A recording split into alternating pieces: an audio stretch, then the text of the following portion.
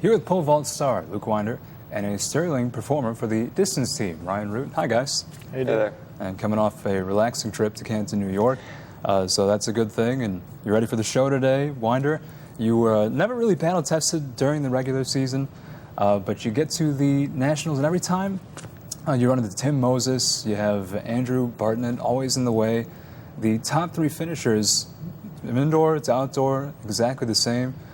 How do you find the extra gear when, for the most part, you never really were battle tested going into Nationals? Yeah, I knew going in that it was going to be like indoors, how it was going to be a battle, and they were gonna perform, because it's a national competition and we've got the competitive vibe going on. So it was just going to be like indoors, just really making sure to focus on the things that my dad has to say and really listening to him. And throughout the year, every once in a while I'd have a couple meets where there'd be some vaulters, but it is tough sometimes whenever you don't always have competition. I could kind of go about my competition how I like, because usually whenever I'm in is when nobody else is. So it's hard to get used to, but eventually it's just kind of a easy flow, and I get to enter into these national competitions and compete with some guys that are at a really high level.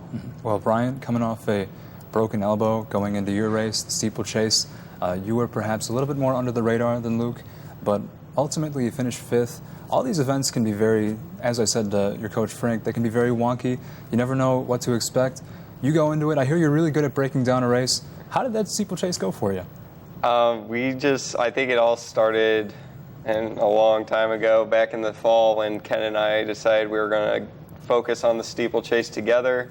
We were going to get to that national championship together, and throughout the season we had put up some decent marks, and we were right in the middle of the pack when it came to the national qualifiers up until the very last week, and we weren't sure if we were even going to race that weekend or not, and thank God we did, because I would have been bumped out. I only made it by 0.14 seconds in the last spot.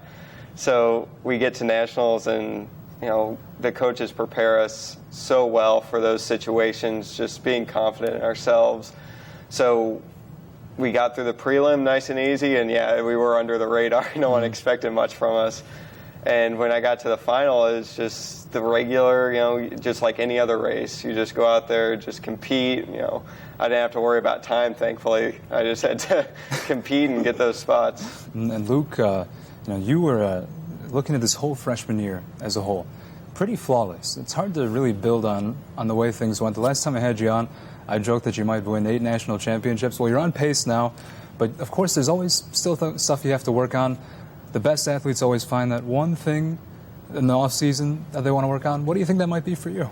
I think I just am really this summer really going to focus on making sure to build up some more conditioning and really improve upon my technique and my vaulting and in my strength and in my speed. And that's really the stuff that's the only stuff that you can kind of control. So, once you improve speed and strength, you can get on bigger poles, grip higher, and do a lot of things that I couldn't do this year. And that's something that I think is really going to improve on my vaulting for next season. And obviously the season just ended, but that's instantly what my dad and I start to talk about, is what we're going to do next season to make it even better. That's what the best athletes do, and the best athletes are also very resilient. You fell behind 2 heights. For a moment, there was a little worry, but you made it happen. Ultimately, it was a very successful day for you. You won the national title.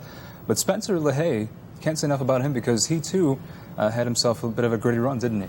Yeah. I'm really proud of him. I know all year, I know that's been a goal in the back of his head, but my dad's always told him not to focus on that, because that's something that could really screw up somebody mentally, is if they just really focus on, I want to go to nationals, I want to go to nationals. He just made sure to, I know towards the end of the year, he really focused on what my dad had to tell him, and it really helped him to be able to mentally get in the right spot, and he was able to go to nationals and make 2 bars, and you can't really ask much more than that. I think it was his 3rd highest bar he's cleared in his life, so it was a really good day for him. Ryan, you fell over the barrier in last year's prelim. Ultimately, you come out, you win here today, or over the weekend. Did that make it sweeter, knowing that you came off of that and you worked all this way through the recovery process and came out on top? Yeah, I definitely, that was in the back of my mind going into this weekend. it was such a bitter feeling to make my first national team outdoors, in the steeplechase last year, then falling in the prelims.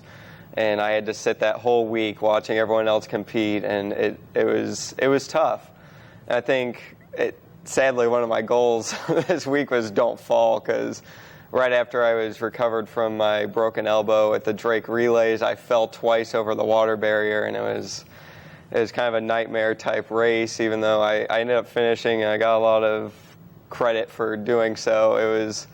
It was worrisome. I wasn't sure if I was going to be confident anymore or not, but with the help of Ken and the coaching staff, I definitely found my stride down the stretch, and I just started attacking the barriers a lot more often, and that falling moment last year just kind of fell to the back of my head. Well, I'll tell you what I'm bitter about, is you shaved the mustache.